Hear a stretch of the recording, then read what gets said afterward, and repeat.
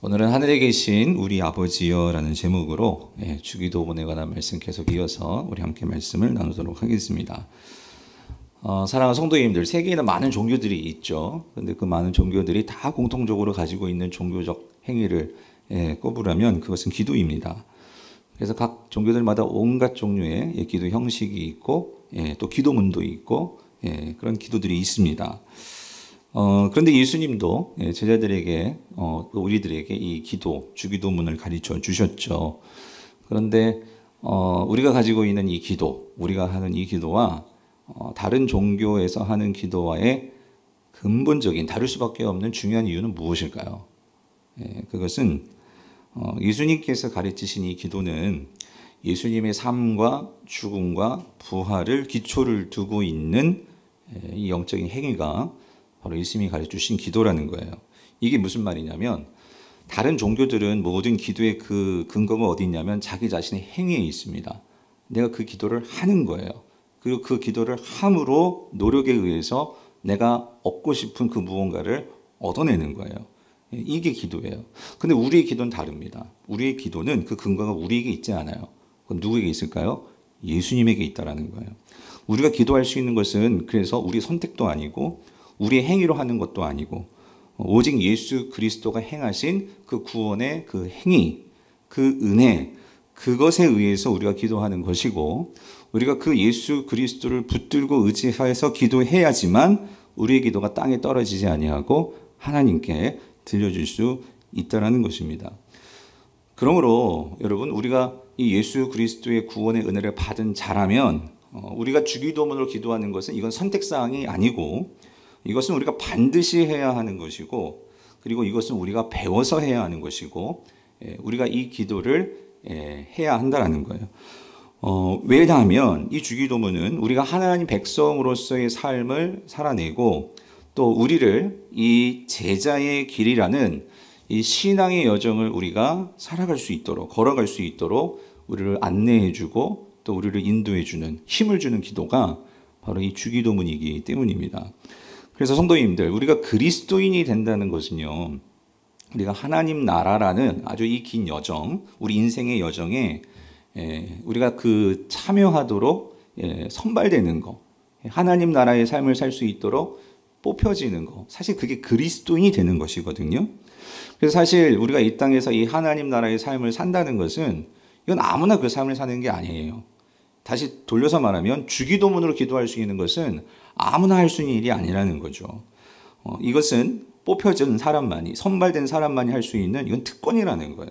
그래서 사도 바울은 이 감격이 있었어요. 내가 그렇게 뽑힌 사람이라는. 그리고 그 뽑힌 자로서 기도할 수 있는 것은 그게 큰 감사였고 특권이었어요.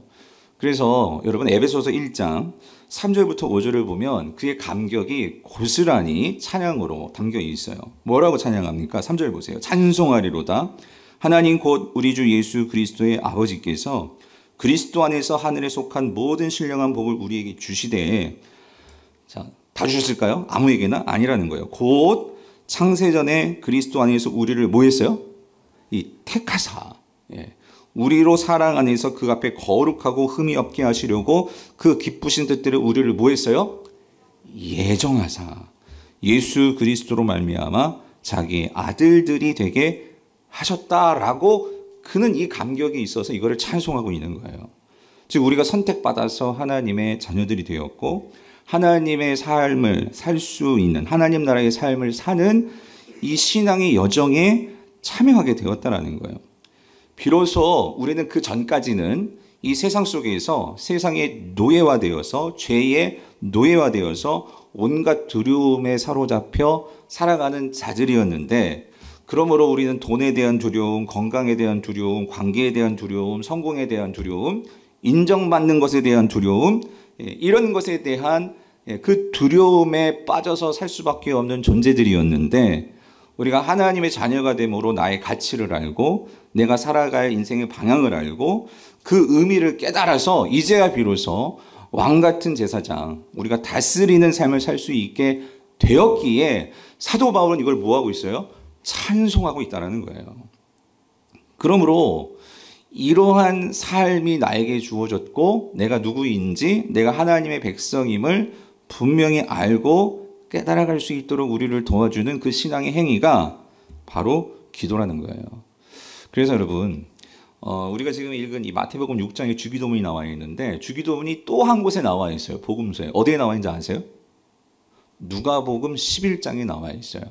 그래서 누가복음 11장에 보면 거기서도 주님이 이 주기도문을 가르쳐 주시는데, 누가복음 11장의 상황에서는 어떤 상황에서 이 주기도문이 이제 제자들에게 들려지냐면, 제자들이 주님께 찾아와요. 찾아와서 우리에게도 기도를 좀 가르쳐 달라고. 그 상황 속에서 예수님께서 친히 가르쳐 주시는 그 기도가 이 주기도문이었어요. 그런데 그렇게 주기도문을 가르쳐 주시고, 누가복음 11장 4절까지가 그 내용이고, 5절부터 8절을 보면 이 기도를 가르쳐 주시고 나서 예수님께서 그 말씀하시는 이 기도와 관련된 중요한 이 비유가 있어요. 비유. 그러니까 무슨 말이냐면 이거예요. 기도를 가르쳐 주시고 너희들이 어떻게 기도해야 하는지에 대한 기도의 어떤 뭐 태도라고 할까요? 기도의 어떤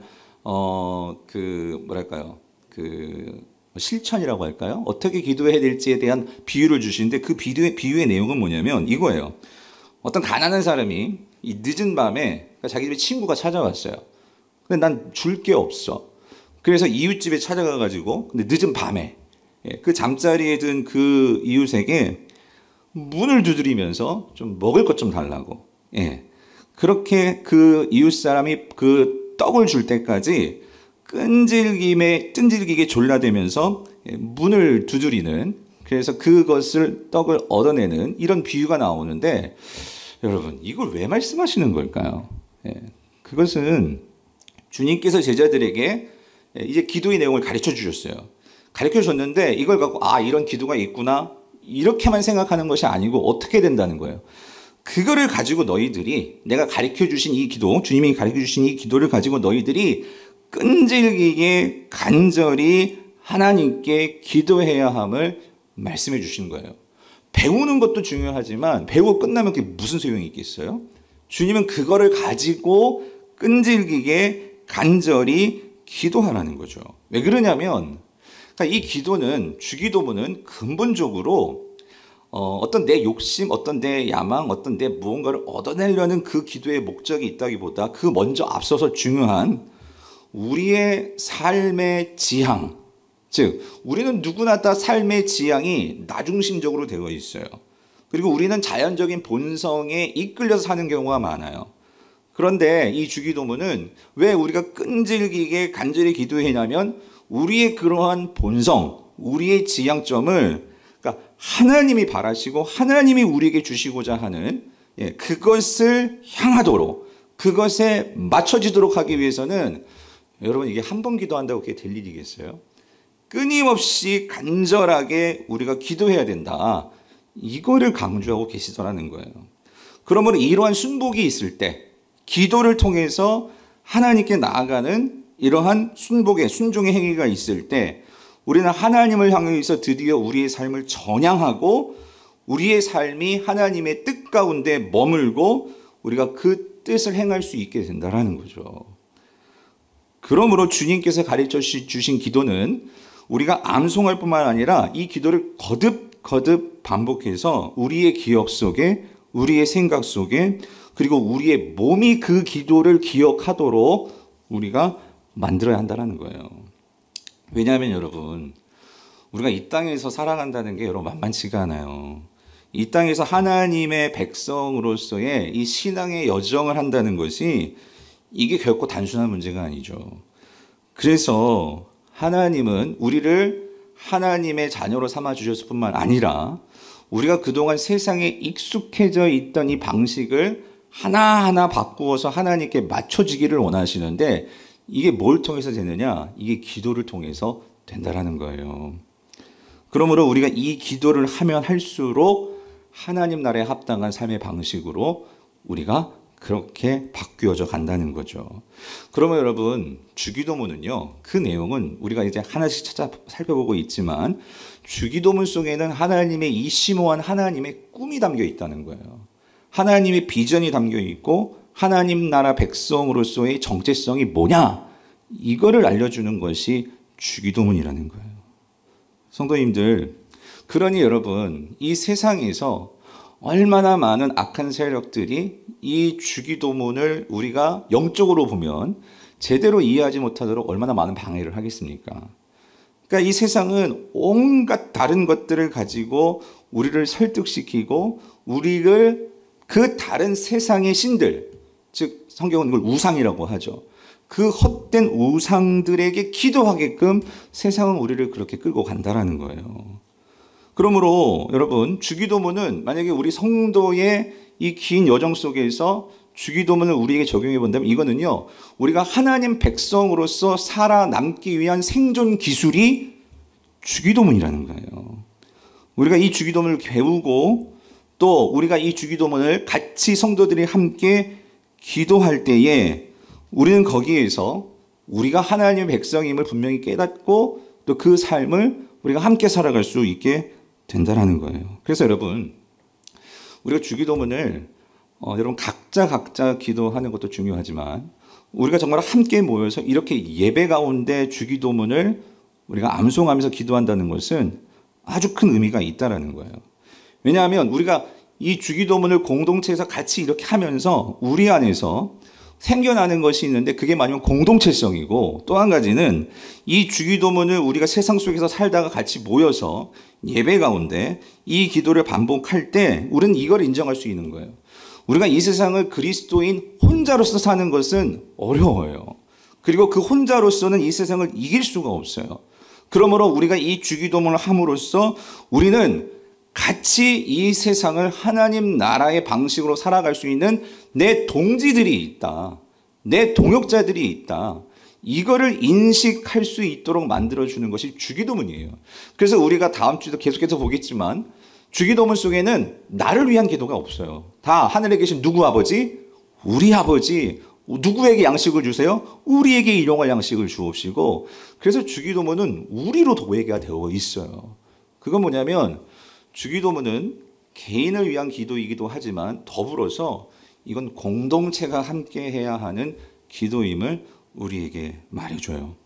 그래서 여러분, 교회는요, 전통적으로 이제 여러분들 다 경험하셨을까요? 이 세례를 받으려면 세 가지를 외워요. 주기도문, 그때 뭐죠? 사도신경, 그리고 하나, 이 십계명. 이 세 가지를 이렇게 꼭 암송하게 만드는데 그게 왜 그러냐면, 그러니까 그만큼 이 주기도문이 우리 그리스도인들에게 있어서 우리의 정체성이요, 이것이 하나님 나라 백성의 정신이요, 그것이기 때문에 이 주기도문을 암송시키는 거예요. 근데 문제는 뭐냐면 이거를 제대로 이제 그 의미를 가르쳐주고 암송해야 되는데 그냥 무조건 암송했죠. 근데 그것도 중요해요. 그러니까 우리가 외웠지. 그래서 제가 말하는 거는 우리가 이제 암송 다 했잖아, 그죠? 여기다 우리가 하나를 덧붙이는 게 뭐냐면 이게 어떤 의미인지를 이제 알면 여기가 이제 이게 파워풀해질 수 있다라는 거죠. 그래서 제가 지난 주일에, 그러니까 우리가 왜 그동안 이 주기도문이 우리에게서 이게 힘이 나타나지 못했느냐 하는 이유를 설명을 드렸어요. 근데 여러분, 오해는 하지 마세요. 그러니까 우리가 습관적으로 반복하면서 이 주기도문을 외웠단 말이에요. 근데 여러분, 그게 다 나쁜 건 아니에요. 왜냐하면 그래도 여러분이 암송하고 있다는 것은 큰 거잖아요. 그죠? 그거는 우리가 계속해서 뭐 뜻은 모를지라도 반복하면서 그 기도를 했다는 거예요. 그죠? 여러분, 그건 잘한 거예요. 잘했는데 이제 우리가 여기서 한 가지 더 나아가자는 거죠. 왜냐면 주기도문을 이제 암송을 하는데 그냥 이렇게 쭉 그냥 이게 소리만이 아니라 거기에 우리의 의미를 생각하면서 이제 그거를 반복하자는 거죠. 그래서 여러분, 처음에는 그래요. 우리가 뭐든지 처음 배울 때는 모르고 그냥 따라하는 거예요. 맞죠? 그냥 모방하는 거죠. 모방을 하는데 그 모방을 통해서 우리가 얻는 것은, 그러니까 형식을 얻게 돼요. 형식. 그런데 이 형식은 내 몸에서 그것이 반복이 되어질 때 그것이 드디어 습관이 되는 거죠. 습관. 습관이 되어지는데 여러분, 어제 설교 준비를 하다가 집에 이제 저녁을 먹으러 갔는데 그 프로그램 제목은 모르겠어요. 유재석 씨가 나와가지고 보니까 거기 이효리 씨하고 비 씨가 나와가지고 뭐 여름에 뭔가를 지금 계획하고 있는 것 같아요. 근데 이효리 씨가 나와가지고 왕년에 하여튼 벌써 40이 넘으셨더라고. 막 여성 가수로서 이름이 날릴 때, 댄스 가수로서 아주 그냥 선풍적이었는데, 근데 비도 그렇고, 비 아시죠? 모르시나? 아무튼 예, 비하고 이효리가 지난주엔 비가 나왔대요. 근데 이제 어제는 이효리가 나왔는데, 근데 이제 옛날 노래들을 이렇게 부르는 거예요. 저 다 생각이 나더라고. 근데 그분들의 노래는 다 댄스가 있어야 되잖아요. 춤, 그렇죠? 근데 하는 말이 그거예요. 아, 내가 과연 춤을 기억할까? 그때 그 춤을 기억할까? 그리고 나와서 춤을 추는데 어떻게 해요? 기억을 하는 거야. 예, 뭐가 기억하는 걸까요? 몸이 기억을 하는 거예요. 몸이. 왜 그러냐면 얼마나 그 춤을 많이 췄겠어요. 그래서 내 생각은 잊어버렸을 것 같은데, 근데 몸이 그걸 하고 있는 거죠. 예. 사랑성도님들, 우리가요, 정말, 그러니까 우리가 알고 보면 제일 오래 남는 것은 처음에는 제일 늦게 배우는 게 우리 몸이에요. 그런데 그것이 익숙해지고 그것이 반복되어지면 나중에 나는 생각을, 아, 그것이 기억할까 싶은데 누가 기억하고 있냐면 누가 기억해요? 몸이 기억하고 있어요. 근데 이게 여러분, 피아노 치시는 분들도 여러분 그 많은 곡을 어떻게 다 암기해가지고 그걸 치겠어요? 그런데 어떤 분이 그런 얘기를 하더라고. 이런 유명한 피아니스트가 있는데 어떻게 그걸 다 기억하냐고. 머리가 기억하는 게 아니라 손가락이 기억을 한대요. 손가락이. 예. 제가 왜 이 말을 드리냐면, 여러분 우리 상당히 많은 것들이 이렇게 습관적으로 반복하는 것이 우리에게 나도 모르게 내 모든 삶을 이끌어갈 수 있는, 때로는 그게 힘이 되는데, 그런 면에서 사실 우리는 정말 좋은 걸 갖고 있어요. 그게 뭐냐면 지금 주기도문을 갖고 있다고. 아무리 기도를 못 하시는 분들도 주기도문 다 외우시잖아요. 그러면 그거를 이제 반복해서 우리가 알고 있는데, 그거를 가지고 이제 그것이 진정으로 나의 삶의 몸으로 그 기도가 의미까지 더해져서 나의 기도가 될 수 있다면, 우리의 기도가 될 수 있다면, 이거는 분명 우리의 삶을 바꿀 수 있는 기도가 된다는 거죠. 우리가 4월 달에 여러분 추천도서였는데, 이 제임스 스미스 이 교수님이 쓰신 이 습관이 영성이다. 이 책에 보면 이런 말이 나와요. 진정한 영성과 성품은, 그러니까 습관을 통해서 배양된다라는 말이 나와요. 그리고 이렇게 말을 하셨어요. 우리가 습득한 습관, 이것은 우리가 세상을 지각하는 방식을 규정하며, 이는 다시 우리로 하여금 특정한 방식으로 행동하게 한다라는 거예요. 그래서 여러분, 우리가 사실 지금도 여러분이 지금 이 주일에 나와서 우리가 지금 예배하고, 여러분 주일 예배 보시면 알겠지만, 여러분 다 아시죠? 맨 처음에 이제 희덕 집사님 나와 찬양인도 하고, 그 다음 누가 나와? 제가 나와. 그 다음 뭐 불러? 영광송 불러. 그 다음 뭐예요? 우리가 또 이제 찬양하고, 대표 기도 나오고, 그리고 찬양, 말씀 나누고, 그리고 여러분 다 아시잖아요. 제가 하는 설교 결론은 똑같아요. 여러분 그렇지 않아요? 오늘 설교 결론은 뭘까요? 기도하세요. 이거예요, 여러분. 근데 그러니까 어떤 분들은 교회 오면 따분하대. 따분하니까 뭐 졸고 계시는데, 근데 여러분 졸아도 그러니까 교회에서 조세요, 여러분. 왜 그러냐면 이게 우리가 지금 반복하는 습관인데, 여러분 그거 아십니까? 우리가 이렇게 반복적으로 습관적으로 앉아있고 하는 이 행위가 알게 모르게 우리의 생각 속에, 우리의 무의식 속에 우리의 몸이 그거를 기억하게 된다는 거예요.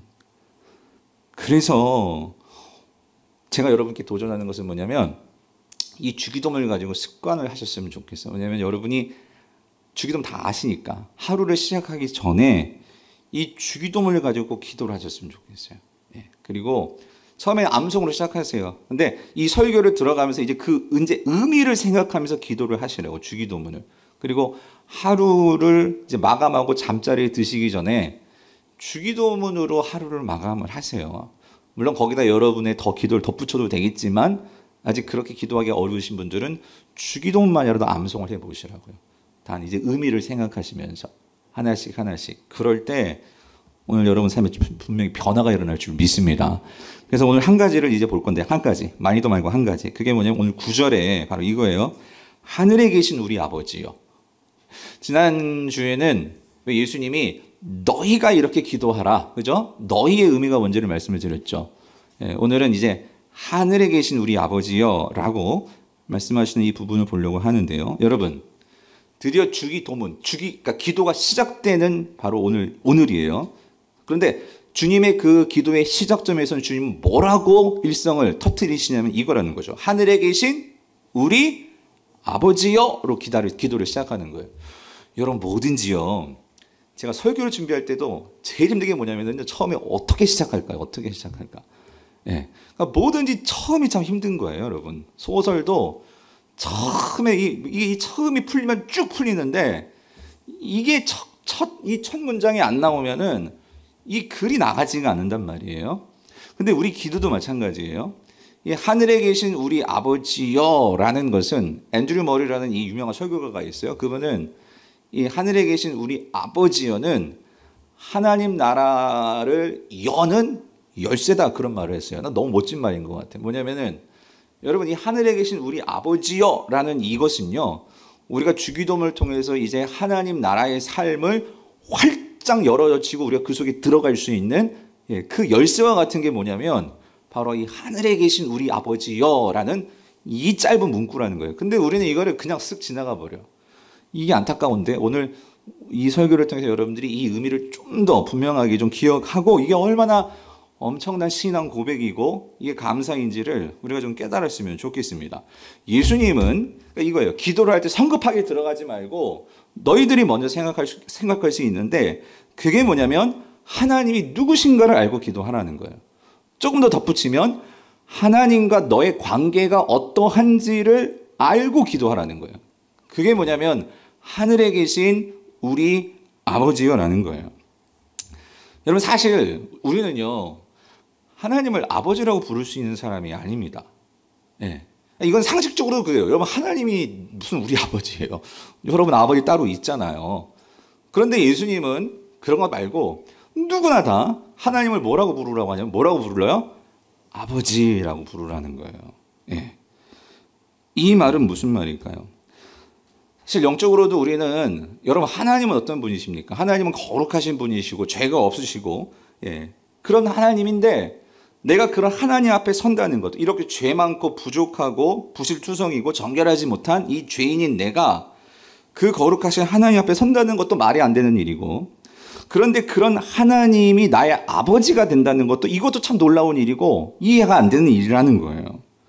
그런데 예수님은 뭐라고 말씀하시냐면 그럼에도 불구하고 너희들이 하나님을 아버지라고 부르고 아버지라고 여기라는 거예요. 왜 그러냐면 이거죠. 이것은 전제가 있기 때문이라는 거예요. 무슨 전제? 그것은 우리를 위해서 십자가에서 죽으시고 부활하시는 하나님의 아들 예수님이 있기 때문이라는 거예요. 내가 있기 때문에 너희들이 누구든지 당당하게 하나님 앞에 나아가서 아버지라고 부를 수 있게 되었다라는 거예요. 그래서 여러분 여기서 이 아버지라는 이 호칭은요. 근데 우리 성경은 지금 이 아버지가 맨 뒤에 와 있잖아요. 근데 헬라어 성경은 제일 먼저 이 파테르라는 이 제일 먼저 나와 있는 게 이 아바라는 이 단어가 앞에 있어요. 맨 앞에 있어요. 아버지로 기도가 시작이 된단 말이에요. 이게 뭘 말하냐면 이거예요. 이건 단순히 호칭을 말하는 게 아니고 예수님의 구속으로 하나님이 우리 아버지가 되어주신 이 놀라운 이 은혜를 기억하고 찬양하는 게 바로 이 아버지라는 거예요. 다시 말하면 오늘 이 주기도문 속에는 여러분 예수님 얘기가 없어요. 예수님이 없어요. 근데 이 예수님이 없는 게 아니라 예수님이 있기 때문에 이 기도 자체가 다 존재할 수 있다라는 거예요. 그래서 성도님들 이거 기억하셔야 돼요. 우리가 아버지여라고 이렇게 부를 수 있는 것은 여러분 이게 그냥 되는 일이 아니에요. 결코 이건 당연한 일이 아니라는 거예요. 이것은 예수 그리스도가 있기 때문이라는 거예요. 우리에게. 역설적이게도 여러분 이렇습니다. 하나님의 진노 아래 놓여 있는 우리들인데 그런데 그 하나님의 진노 아래 놓인 죄인들이 감히 하나님 아버지라고 부르게 하시기 위해서 예수님이 나아가셨어요. 어디로 나가셨냐면 십자가로 나가셨어요. 그런데 그 십자가에서 감히 오늘 저와 여러분들이 하나님을 아버지라고 부를 수 있기 위해서 예수님은 그 십자가에서 우리의 모든 진노를 자신이 담당하심으로 정작 예수님은 십자가에서 하나님을 아버지라고 부르지는 못했어요. 뭐라고 말씀하세요? 하나님이라고만 부르는 거예요. 나의 하나님 어찌하여 나를 버리시나이까. 예수님은 평생의 그 기도 속에 예수님은 하나님을 아버지라고 부르셨어요. 그런데 역설적이게도 그 십자가의 자리에서는 정작 아버지라고 부르지 못한다고요. 왜요? 그 아버지의 이름을 누구에 주시기 위해서? 오늘 저와 여러분들에게 주시기 위해서. 그래서 오늘 예수님은 저와 여러분들에게 우리의 기도를 어떻게 시작하라고요? 아버지로 시작하라는 거예요. 이 은혜가 주어졌다는 거예요. 여러분, 이게 복음입니다. 이 복음이 우리에게 주어졌다는 거예요. 그래서 하나님을 아버지라고 부르는 것은 여러분, 이건 복음에 대한 반응입니다. 어떤 반응이요? 믿음의 반응이에요. 나는 비록 죄인이고 나는 부족하고 나는 자격이 없지만 그 예수 그리스도를 통해서 하나님 당신을 아버지라고 부를 수 있습니다. 여러분, 이 고백이 아버지여요. 아버지요. 그래서 여러분 그런 경험 해보셨어요? 때로는 너무 힘들고 어려워가지고 내가 하나님 앞에 나가서 뭐라고 기도할지도 모르겠어. 그런데 아버지라고 하는 순간 나도 모르게 눈에서 두 눈물이 뚝뚝뚝 떨어지는, 여러분 그게 어디서 나오는 걸까요? 우리가 그리스도 안에 있다라는 성령께서 그것을 확증해 주시고 그 은혜가 우리에게 있다라는 거죠. 그래서 여러분 사도 바울은요, 이걸 정말 깨달았던 자였어요. 이런 괴수 중에 괴수고 죄인인 내가 그 하나님을 이제는 아버지라고 부를 수 있는 게 내가 예수 그리스도 안에 있게 되었고, 그 예수 그리스도 안에서 내가 분명히 깨달은 것은 하나님 아버지의 사랑이다. 이걸 분명히 깨달았어요. 그래서 하나님이 나를 너무도 사랑하시는구나, 이거를 깨달았기에 그는요 감격하고 또 감격했어요. 이 감격이 철철 흘러 넘치는 그것이 로마서에 나오죠. 8장에 뭐라고 나와요? 38절 39절 같이 읽어볼게요. 시작. 내가 확신하노니 사망이나 생명이나 천사들이나 권세자들이나 현재일이나 장래일이나 능력이나 높음이나 깊음이나 다른 어떤 피조물이라도 우리를 우리 주 그리스도 예수 안에 있는 하나님의 사랑에서 어때요? 끊을 수 없으리라.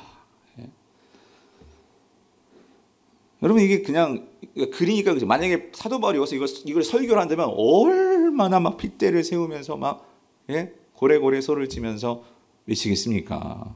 사랑을 아는 거죠. 이러한 아버지의 사랑, 하나님의 사랑을 확신하기에 여러분 사도 바울은요, 이 땅을 살아가는 삶의 방식도 달랐어요. 이 땅을 살아가면서 사도 바울도 환난 당했죠. 박해도 받았죠. 고난 당했어요. 그런데 그는 절망하지 않았어요. 낙심하지 않았다는 거예요. 그래서 로마서 8장 16절 10절을 보면 이렇게 말하죠. 성령이 친히 우리의 영과 더불어 우리가 하나님의 자녀인 것을 증언하시나니 자녀이면 상속자 곧 하나님의 상속자요 그리스도와 함께한 상속자는 여기요. 같이 읽어보세요. 시작. 우리가 그와 함께 영광을 받기 위하여 뭐요? 고난도 함께 받아야 할 것이니라. 그러니까 여러분 이거예요. 고난을 피하기, 고난이 지나가기 우리 기도해야 돼요. 근데 여러분 우리가 염두에 둘 건 뭐냐면, 많은 성도, 많은 신앙의 인물들은 우리가 시편도 그렇고 고난을 통해서 놀라운 것은 그 고난들을요 다 지나가요. 사도 바울은 아예 고난을 받겠대요. 이게 어디서 가능하게 되는 것일까? 그것은요 확신하는 거죠. 뭘 확신해요? 하나님의 사랑이에요. 사랑. 하나님의 사랑. 그 하나님의 사랑이 있기 때문에 아무 힘들어요. 여러분 고난이 쉬운 사람이 누가 있어요? 근데 나를 지켜봐주고 눈 맞춰주고 그걸 알아주는 사람이 있으니까 그걸 견뎌내는 거죠. 나를 알아주지도 않는데 여러분 누가 그걸 힘들게 그걸 해내요? 포기해버리지. 근데 사도 바울은 그 나를 눈 맞춰주고 나를 지켜봐주고 나와 함께 해주는 그 하나님의 사랑이 있음을 확신하니까 지나가는 거예요. 그래서 여러분 오늘 이 자녀에 대한 확신이 사도 바울에게는 어디까지 나아가느냐? 여러분 8장 31절 32절 그런즉 이 일에 대하여 우리가 무슨 말을 하리요? 만일 하나님이 우리를 위하시면 누가 우리를 대적하리요? 자기 아들을 아끼지 아니하시고 우리 모든 사람을 위하여 내주신 이가 어찌 그 아들과 함께 모든 것을 우리에게 주시지 아니하겠느냐요. 하나님께서 우리로 하여금 아버지라고 부를 수 있도록 자신의 하나밖에 없는 아들까지 내어주셨다면 이것보다 더 큰 사랑이 어디 있겠나? 사도 바울은 이걸 이해했어요. 이해했을 뿐만 아니라 그것이 내 마음속에서 내 삶 속에서 아버지를 부르면서 이것이 터져버린 거예요. 그것이 삶으로 흘러나아가면서 그는 누가 우리를 대적하리요? 그러면서 그 고난도 뚫고 나가는 거죠. 사랑하는 성도님들, 오늘 저와 여러분에게 이 확신이 있습니까? 저도 솔직히 그래요. 이런 확신이 있다가 없다 그럴 수 있어요. 그런데 그렇기 때문에 우리가 이 주기도문을 붙들고 날마다 반복하면서 뭘 기억하는 거예요? 아버지를 부르면서 내가 어떤 존재인지, 내가 어떤 은혜를 받았는지, 내가 어떻게 이 세상을 살아가야 될지, 여러분 그것을 우리가 깨닫게 되는 거죠. 그래서 여러분 주기도문을 보면 여러분 그래요. 우리의 기도는 다른 종교하고 다를 수밖에 없는 게 바로 이 점이라는 거예요. 하나님이 우리 아버지가 되신다는 것을 분명히 믿으면 여러분 그거죠. 우리는 막 뭔가 하나님을 막 협박하고 막 하나님께 뭐를 막 얻어내려고 막 그냥 그렇게 안달복달하는 여러분 그런 기도가 아니란 거예요. 우리 기도는 하나님이 아버지시기 때문에 아버지라면 우리에게 필요한 것을 아실까요? 모르실까요? 아신다는 거예요. 누구보다도 우리에게 선한 것을 주시려고 하시는 하나님이신 것을 우리가 신뢰한다면 고난도 그래서 받을 수 있다는 거예요. 이걸 통해서 하나님께서 분명히 나에게 인도하시고 나를 가게 하시고 나를 새롭게 지향하시는 하나님의 인도함이 있다는 것을 신뢰하기 때문에 힘들어요. 그래도 그거를 견뎌낼 수 있는 그 힘이 나온다는 거죠. 그러므로 예수님이 제일 먼저 우리에게 이 기도를 할 때 제일 먼저 너희들 이거 잊으면 안 돼 하는 게 뭐냐면 하나님과 나와의 뭐예요? 관계라는 거예요. 관계. 여러분 이 관계를 꼭 기억하시기를 바랍니다. 우리 아버지세요. 우리 아버지. 예. 그래서 여러분 이거예요. 여기서 더 나아가요. 하나님과 나와의 관계가 분명해지면 이게 분명해질 때 우리 안에서 나타나는 또 하나의 변화가 있어요. 그게 뭐냐면 나와 다른 사람과의 관계도 변하게 된다는 거예요. 이게 무슨 말이냐면 나와 하나님과의 관계와 가까워지면 가까워질수록 친밀해질수록 나와 타인의 관계에서도 그 관계가 변화될 수 있어요. 놀라운 사실은 타인에 대해서 여러분 여유가 생겨요. 이 말이 뭐냐면 타인을 이해할 수 있고 포용할 수 있고 더 나아가서 용서까지도 가능하게 되더라는 거예요. 왜 그러냐면 여러분 이거예요. 하나님이 우리 아버지가 되셨기 때문에 그 아버지를 통해서 내가 특별한 사랑을 받았기에 이거를 깨닫고 그 아버지의 사랑이 내 안에 들어오면 나의 이 좁아 터진 마음이 어떻게 될까요? 이게 늘어나요. 포용력이 생겨요. 이해할 수 있는 마음이 생겨요. 여유가 생겨요. 여러분 사실 내가 이 사람을 포용하지 못하는 건 내가 여유가 없기 때문이에요. 여러분 남편이 짜증내고 아내가 짜증내는 것은 여러분 특별히 요즘 저희 집만 봐도 그럴 것 같아요. 이놈의 아들놈이 얼마나 이 엄마를 괴롭히는지 저는 도망쳐 나오잖아요. 교회로 맨날. 그러니까 저는 살 길이 있는데 그러니까 빨리 학교를 가야 돼. 근데 또 그러면 선생님들이 얼마나 속 터질까 또 그 생각이 들더라고요. 우리 교회도 선생님들 많으신데. 그러니까 여러분 그러니까 이게 내가 여유가 없는 거예요. 여유가. 그러니까 이게 짜증이 나고 이 큰 소리가 나고. 근데 여러분 이거 어떻게 넓히냐고 어떻게 이걸 어디다 우리가 이거를 분출구를 만들어내고. 근데 여러분 하나님의 그 크신 사랑과 은혜의 감동이 있게 되면 분명한 것은 여러분 이 포용력이 생겨요. 근데 기억하세요. 여러분 이게 한 번으로 되어진 게 아니란 말이에요. 그래서 우리가 이 주일의 예배에 나와서 이게 찬양이든 말씀이든 기도든 뭐든 여길 은혜를 받아야 되는 거죠. 은혜를 받아야 내가 그것들을 넉넉히 이겨낼 수 있는 삶에 이 마음에 이 수용력이 생기는데 감사가 생기는데 그래서 오늘 예수님이 이걸 말씀하시는 거예요. 하나님과의 관계를 통해서 이 아버지여를 정말로 부를 수 있는 사람이 되면 이 사람은요 어디까지 생각하게 되냐면 그게 우리까지 생각할 수 있게 된다는 거예요. 여러분 우리가 기도를 보면은요 어떤 분들은 나만을 위해서만 기도하는 분이 있어요. 여러분 그것부터 시작이에요. 잘못됐다는 게 아니에요. 근데 이 주기도문이 지향하는 것은 나만이 아니란 말이에요. 처음엔 나예요. 나하고 하나님 관계가 돼야지. 근데 하나님 관계가 정말로 긴밀해지고 그 관계가 있게 되면 이 기도는 자기 중심성을 파괴시켜요. 파괴시켜 버린다고. 그러면서 우리로 하여금 서로를 돌아보게 만든단 말이죠. 그래서 우리가 도배되는 거예요. 6번이나 반복이 되면서 우리로 주기도문은 나아가게 된다는 거예요. 왜 그러냐면 여러분 하나님 나라의 본질은 뭘까요? 하나님 나라의 본질은 사랑입니다. 사랑이에요. 그래서 이 사랑을 구체적으로 이 세상 속에서 구현해내는 것이 있다면 그 형식이 바로 공동체성이라는 거예요. 공동체성. 그래서 여러분 교회는요 이 공동체성을 추구하는 그곳이 교회예요. 여러분 사랑을 어디서 배울 수 있겠어요? 그래서 사실 하나님께서 만드신 기관 중에 이 교회, 그리고 가정, 가정에서도 사랑을 제대로 배워야 되는데 이 부모들이 사랑을 제대로 보고 배우지를 못했어. 그러니까 애들도 그걸 또 보고 배우면서 이 악순환이 되어지는 거예요.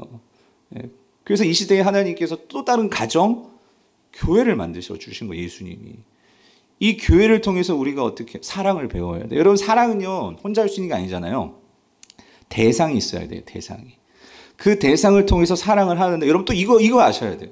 나는 사랑한다고 해서 이 사람에게 사랑을 베푸는 건데 이 사람은 그걸 싫어할 수 있어요. 여러분, 그건 사랑 아니에요. 참 안타까운 게 뭐냐면 나는 사랑이래. 그래가지고 막 그렇게 사람에게 막 이렇게 다가가는데 이 사람들이 나를 그렇게 피한다면 여러분, 그건 사랑 아니죠. 여러분, 사랑은 누구를 통해서 나타나냐면 그 대상을 통해서 나타나게 되는 거예요.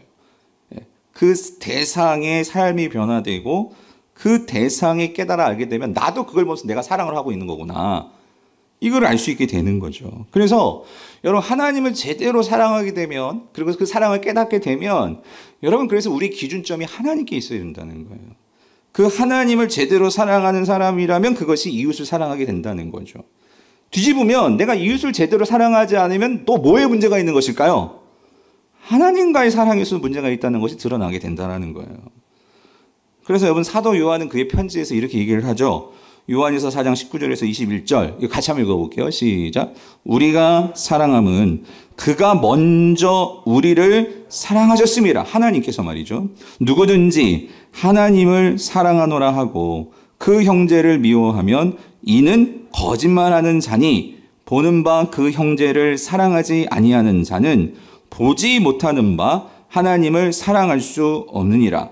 우리가 이 계명을 주께 받았나니 하나님을 사랑하는 자는 또한 그 형제를 사랑할지니라. 자, 여러분, 여기서 이거 너무 추상적으로 생각하지 마시고, 여기서 형제는 형제인데 어떤 형제? 그 형제라고 했어요. 성도님들, 사도 바울이 말하는 이 그 형제는 누구일까요? 누구죠? 그냥 세상 사람들 말하는 게 아니에요. 1차적으로. 직접적으로 이 사도 요한이 말하는 이 그 형제들은 누구예요? 성도들이에요. 예수 그리스도를 믿게 된 이 그리스도인들. 좀 더 집중시키면 교회예요. 교회를 사랑해야 돼요. 교회를. 그러니까 여러분, 교회를 사랑한다는 게 건물을 사랑하는 게 아니에요. 누구를 사랑하는 거죠? 여러분, 옆에 있는 사람들. 내 옆에 있는 이 지체들. 그 지체들에 대해서 한 사람이라도 내가 관심 가져주고, 저 사람이 누구일까? 저분이 누구일까? 그 관심부터. 그래서 여러분, 우리가요, 아까 말씀드렸죠? 습관적으로 하고 있는 게 많아요. 예배 가운데. 특별히 이제 광고 전에 제가 꼭 뭐 시켜요? 인사시키잖아. 이거 대충 하지 마시고, 여러분, 정말 그분이 누구인지, 그리고 또 한 가지는 맨날 그분이 거기 앉잖아. 그죠?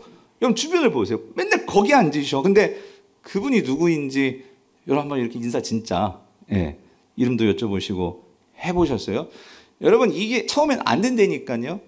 그러니까 여러분, 상당히 우리가 이 습관이라는 게 그래요. 이거를 처음에는요 엄청나게 힘들어. 그런데 그것이 반복되면서 우리에게 익숙해지는 거죠. 그래서 특별히 여러분, 우리가 하나님의 일을 하는 거, 이거 상당히 어렵습니다. 진짜 그렇잖아요. 우리 모르는 사람한테 이름 물어보고 내가 더 이렇게 당하고 하는 게, 이거 불편해요. 우리가 솔직히. 저도 어려워요, 그런 게. 그런데 그것들을 어떻게 해요? 이런 기회가 있을 때마다 교회를 통해서 연습하는 거죠. 여러분, 세상 어느 모르는 사람들한테 그렇게 다가가서 그거 한다는 게, 물어보고 뭐 복음을 전하고 한다는 것도 얼마나 힘든 일이에요? 근데 교회 안에 이렇게 다 이렇게 있는데도 불구하고 그것도 못한다면, 여러분, 어떻게 세상에서 여러분들이 전도를 하고 복음을 전하고, 아니 옆에 있는 우리 성도들끼리도 통성명도 안 되고, 서로 삶을 나누지도 못하는데, 그게 되게 말이 안 되는 일이죠.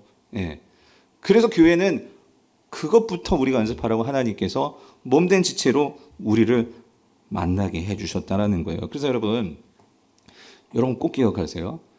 혼자 신앙생활은 절대로 안 돼요. 처음에 여러분 이겁니다. 혼자 어느 선에서 내가 하나님을 만나고 하나님의 이름을 부르고, 여러분 그럴 수 있죠. 그런데 성경이 지향하는 바는 나에서 끝나는 신앙이 아니라는 거예요. 여러분 이거 꼭 기억하셔야 돼요. 제가 이제 우리 교회를 보면서도 이 좀 안타까운 게 이제 그런 부분이에요. 뭐냐면 그러니까 이런 분들도 있죠. 전 교회에서 이렇게 어떤 분란이나 아픔, 상처를 가지고 우리 교회에 오셔. 그럼 저는 그냥 놔둬요. 등록하라고 말도 안 하고 그냥 놔둬요. 그냥 놔둔다고. 예. 그러면 여전 선생님이나 어떤 권사 왜 빨리 이렇게 인사 등록시켜야 되지 않냐고 말하는데 아니 그냥 놔두는 거예요. 예. 그러면서 그분이 이제 하나님과의 관계가 회복이 되고 또 하나님과의 어떤 그런 관계 속에서 예, 마음의 여유도 생기고 예. 그러면 거기서 꼭 여러분 기억하셔야 돼요. 공동체로 들어와야 돼요. 이제는. 그런데 내가 여전히 이제 그게 익숙해지는 거야. 그냥 교회에 혼자 와가지고 앉아만 있다가 그냥 가고. 아니, 지금 그런 분들 제가 지금 타겟을 말하는 게 아니에요. 절대 이해하지 마시고. 그러다 보면 그게 내가 습관이 돼가지고 신앙생활에 그렇게 머물면 문제는 뭐냐면 그렇다고 예배를 안 드리고 그것보다 낫죠. 근데 그렇게 되면 뭐가 안타깝냐면 그건 하나님 나라의 본질이 아니라는 거예요. 공동체 안에서 같이 함께 울고 함께 웃고 때로는 상처도 받고 그러면서 기도하게 되고 그분을 위해서 기도하게 되고 이런 과정이 있으면서 우리가 내가 정말로 깎이고 내가 정말로 연단받고 이런 과정이 우리의 신앙의 성숙을 만들어 간다는 거죠. 그러면 사랑하는 성도님들 이 우리요. 그리고 여러분 이거 생각해 보세요. 여러분이 이제 하나님 앞에서 기도를 할 때 나를 위한 기도는 돼요. 근데 여러분이 내가 우리라고 할 때 떠오르는 그런 우리가 정말 있으세요? 나 말고 다른 사람들, 특별히 교회 안에 이게 떠오르는 분이 없다면 여러분 주기도문 할 수 없는 거예요. 우리란데 우리 아버지인데. 그러면 여러분이 교회에서 많이도 말고 첫 번째는 내 주변에 앉아 계시는 그 분들부터 누군지 그리고 그분이 어떤 분인지 그렇게 우리가 알아가고 그렇게 우리를 늘려갈 수 있는 저와 여러분 될 수 있기를 간절히 바랍니다. 마지막으로 그래서 우리 아버지여까지 온 거고 그리고 그 앞에 뭐가 붙어 있죠? 하늘에 계시니 하늘에 계신. 여러분 이 하늘에 계신의 의미는 뭘까요? 여러분 이거 하늘에 계시나면 하나님 하늘에 지금 땅에 있냐? 이렇게 생각하시면 안 되고 여기서 하늘은 여러분 영어 성경만 봐도 딱 알 수 있어요. 이게 우라노 성경에서 헬라인이나 또 히브리나 상관없이 고대 사람들 이거는요 그냥 물리적인 하늘을 말하는 게 아니에요.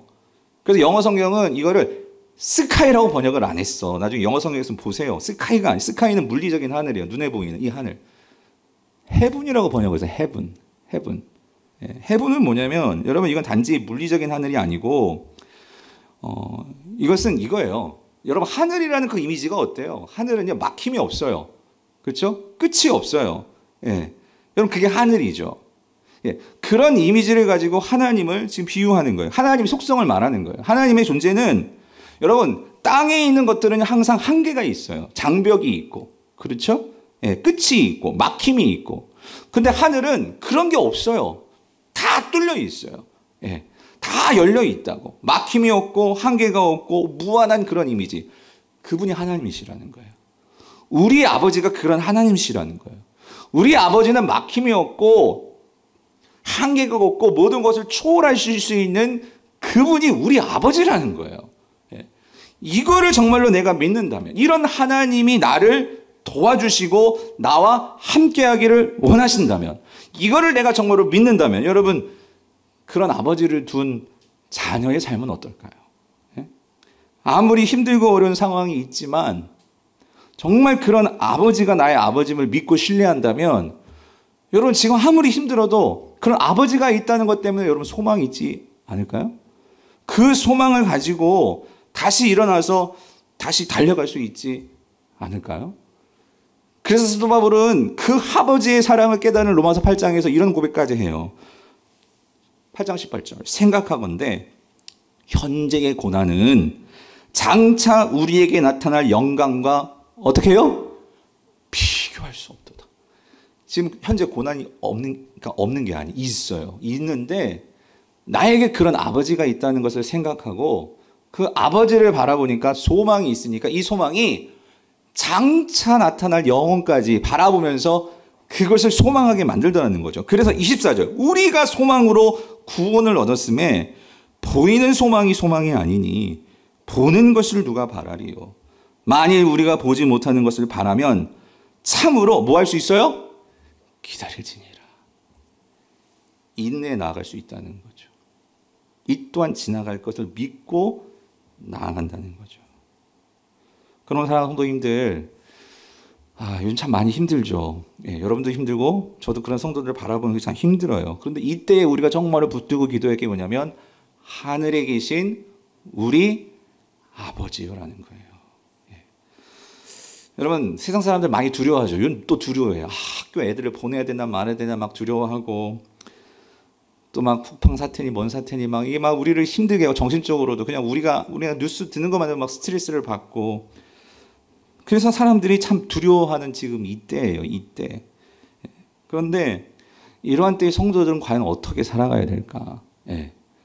그래서 우리에게 정말로 필요한 게 이 하늘에 계신 우리 아버지요. 우리가 이거를 붙들고 그 아버지를 믿고 살아간다면 여러분, 그래도 우리는 세상 사람들과 다를 수 있지 않을까요? 담대함으로 살아갈 수 있지 않겠어요? 여러분, A.W. 토저라는 목사님이 이런 말을 했어요. 너무나 멋진 말 아니에요? 스케어드 월드, 뭐냐면 세상은요 두려워해요. 스케어, 막 그냥 이 두려움에 막 떨고 있어. 근데 그래서 이 스케어, 겁에 질린 세상은요 필요로 한대. 뭘 필요로 하냐면, 그러니까 담대함을 원하는데, 여러분 뭐가 우리에게 담대함을 보여줄 수 있을까? 토저 목사님은 말해요. Fearless Church, 뭐냐면 두려움이 없는 교회. 성도들은 두려움이 감정적으로는 있죠. 그런데 우리가 두려워하지 않을 수 있는 이유가 있는 곳은 교회밖에 없어. 왜? 누가 계시기 때문에? 하늘에 계신 우리 아버지요. 바라기는 우리 사랑하는 성도님들이 정말 그 아버지로 담대함을 가지고 또 이번 한 주도 살아가시고, 정말 그래서 이번 주 기도하실 때, 주기도만 하실 때 이거 꼭 기억하시면서 하늘에 계신 우리 아버지요. 이거 생각하시면서 그렇게 기도하시고 담대하게 살아가신 저 여러분 될 수 있기를 여러분 간절히 바랍니다.